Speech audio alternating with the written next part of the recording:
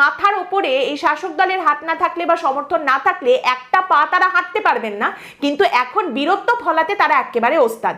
তারা এসে মারধর করেছে সন্দীপ দাসকে, কেন না তিনি তোলাবাজির বিরুদ্ধে কথা বলেছেন। তৃণমূল কংগ্রেসের সমর্থক হয়েও তিনি তোলাবাজির বিরুদ্ধে কথা বলেছেন, এবং তিনি প্রথমে এটাও বলেননি যে আমি টাকা দেব না, শুধু বলেছেন আমাকে রসিদটা দিন। তাতে কি এমন হয়েছে? কাল যদি সন্দীপ দাস না থাকেন তাতে কার কি এসে যাবে? যা এসে যাবে শুধুমাত্র তার পরিবারের, এক এবং একমাত্র ক্ষতি হবে তার পরিবারের। এই রাজ্যে কি আইন কানুন নেই?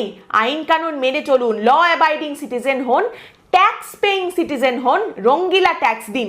রসিদ নাই বা পেলেন, এমন একটা ট্যাক্স যার রসিদ নেই কিন্তু তাও দিতে হবে, আর সেটা হলো রঙ্গিলা ট্যাক্স।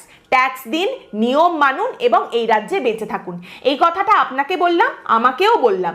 এগুলো মনে রাখা ভালো, মাঝে মধ্যে এরকম ছোট্ট ছোট্ট ইনফরমেশন এগুলো আসা ভালো, মনে রাখা ভালো, কখন কোথায় কাজে লাগে। আজকের পর্বে